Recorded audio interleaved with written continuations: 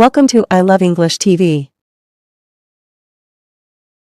Welcome back to Speak English Now.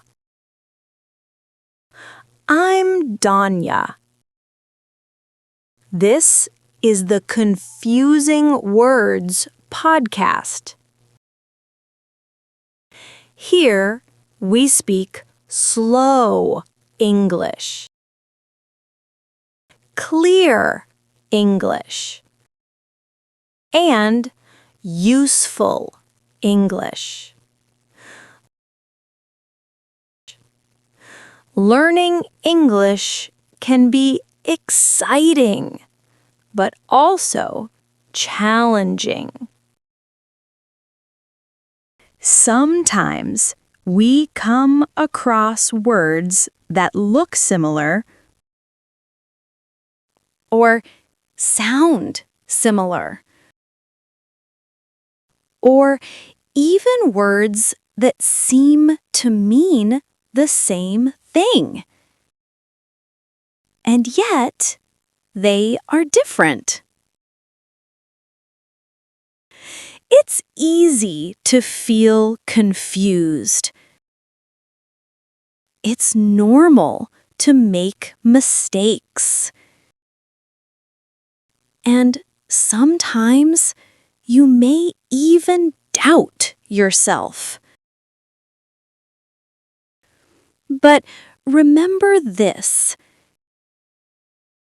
every mistake is an opportunity to learn. Every confusion is a chance to understand better. And every step you take brings you closer to speaking English confidently. In this podcast, we will take these tricky words, we will break them down, we will explain them, and we will give you examples you can use in real life. By the end of this episode, you will feel more confident. You will understand English better. And you will never be afraid of confusing words again. So, take a deep breath, relax, and let's begin this journey together. Segment 1. Now, let's start with our first pair of confusing words: affect and effect. These two words may sound similar, but they are very different. First, affect. Affect. Affect is usually a verb. It means to change something or to influence it. Think about this. Imagine it's a very cold day. How do you feel? A bit tired? A bit sad? Yes, the cold weather can affect your mood. Repeat. The cold weather can affect your mood. It changes how you feel. That's the action. Another example If you don't sleep well, it affects your focus. If you don't sleep well, it affects your focus. Your concentration changes. Something is happening. So, remember, affect is about action. It's a verb. Something changes. Now, the second word, effect. Effect. This is usually a noun. It means the result of a change. For example, exercise has many positive effects. Repeat. Exercise has many positive effects. That means the results of exercising, your body, your energy, your mood, they all improve. Another example, the new law had a big effect on the city. The new law had a big effect on the city. So remember, effect is about the result. It's a noun. Let's practice together. I'll say a sentence slowly and think in your mind. Which word fits best? The new teacher will. The students. Is it affect or effect? Think. Is it an action or a result? Yes, affect. The new teacher will affect the students. 2. The new rules had a big on the company. Is it affect or effect? Think. Is it an action or a result? Right. Effect. Result. The new rules had a big effect on the company.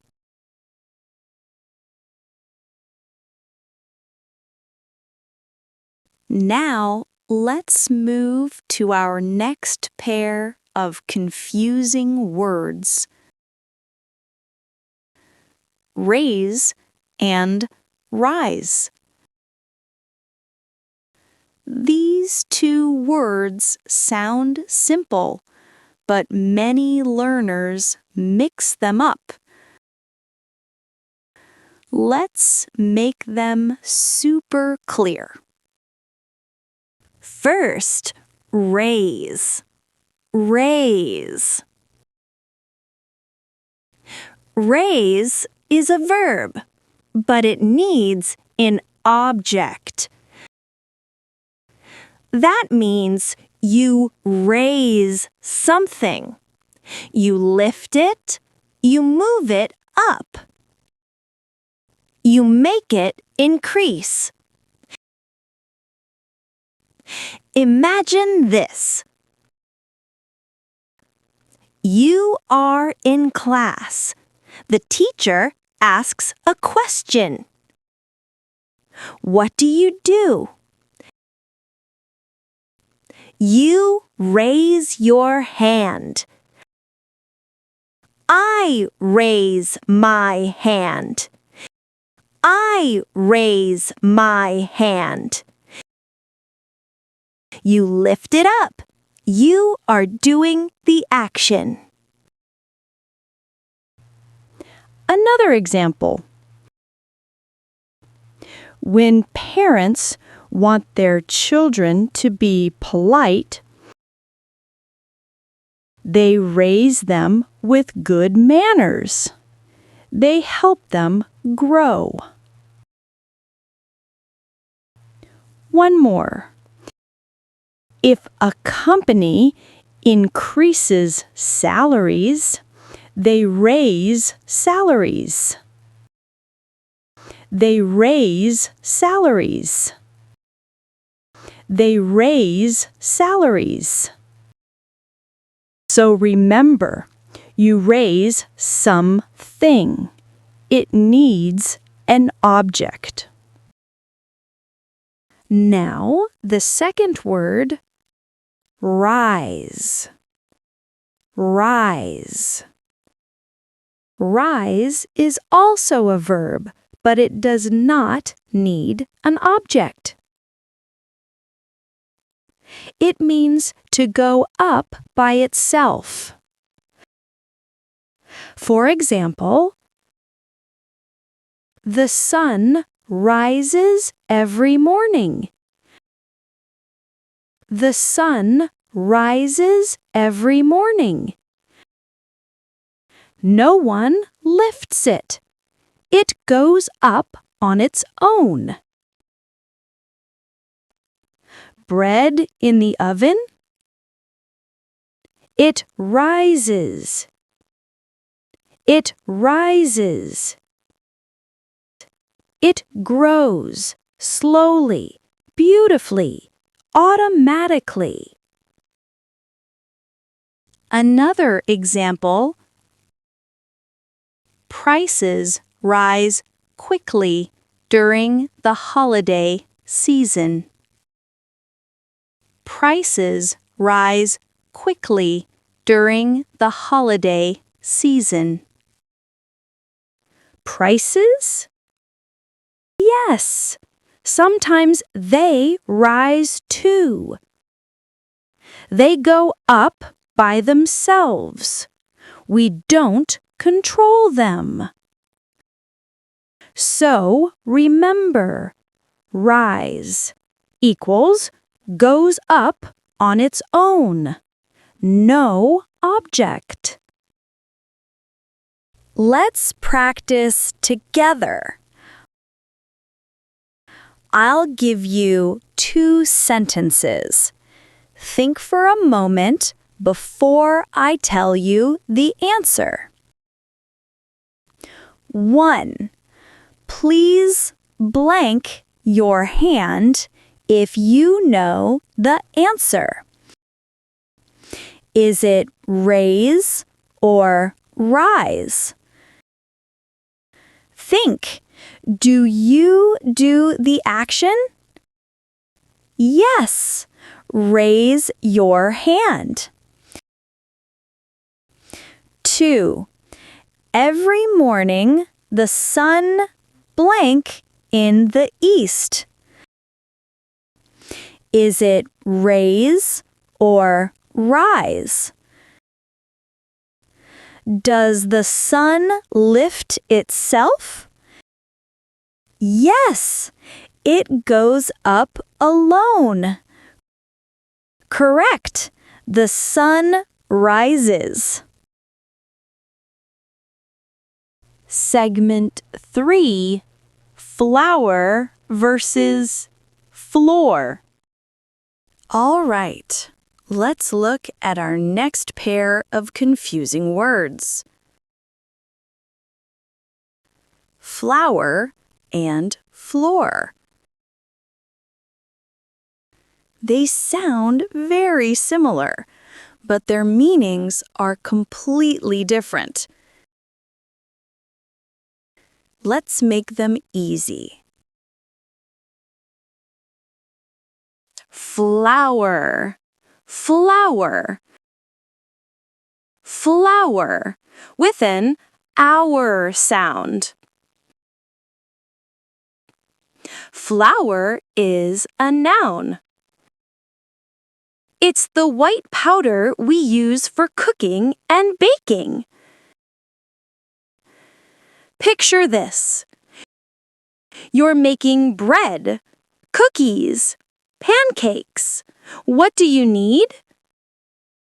You need flour. Examples. I need some flour to make a cake. I need some flour to make a cake. There is flour on the kitchen table. There is flour on the kitchen table. So remember, flour equals the white powder for baking. Second word is floor. Floor. Floor with a longer O sound. Floor is also a noun, but it means the surface you walk on inside a room. Look around your house. The tiles, the wood, the carpet, that is the floor. Examples. The keys are on the floor. The keys are on the floor. Please clean the floor. Please clean the floor. So remember, floor equals the ground inside a room. Let's practice together. I'll say a sentence. You think of the correct word. I spilled some blank while baking cookies. Is it flour or floor? Yes, flour. I spilled some flour while baking cookies. The book fell on the. Is it flour or floor? Think. Where did it fall? Yes, floor. The book fell on the floor. Trip and journey. Now let's look at another pair that many learners mix up. Trip and journey. Trip and journey. They are both about travel, but we use them in different ways. First word, trip. Trip. Trip. Trip is usually short, specific, and often has a purpose. You go somewhere. You stay for a short time, and you come back. Examples. We took a trip to the beach. We took a trip to the beach. I went on a business trip to London. I went on a business trip to London. How was your trip? How was your trip? So remember, trip equals short travel, plus you come back. Second word is journey. Journey is usually longer, and it focuses on the process of traveling, not the place you visit. It can be physical, or emotional, or even spiritual. Examples: the train journey across the country was beautiful. The train journey across the country was beautiful. His journey to becoming a doctor was not easy. His journey to becoming a doctor was not easy. Life is a long journey. Life is a long journey. So remember, journey equals long travel or life experience. Let's practice together. My flight was canceled, so my took 12 hours. Is it trip or journey? Think long, difficult. Yes, journey. My flight was canceled, so my journey took 12 hours. We took a weekend to the mountains. Is it trip or journey? Short, you go and come back. Correct, trip.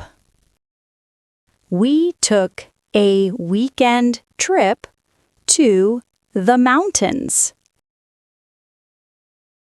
And that brings us to the end of today's episode. We learned several pairs of confusing words, and you did an amazing job staying with me, step by step, slowly, clearly, and confidently.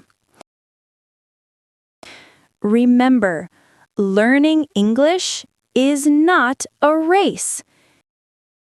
It's a process, a journey, and every small improvement matters.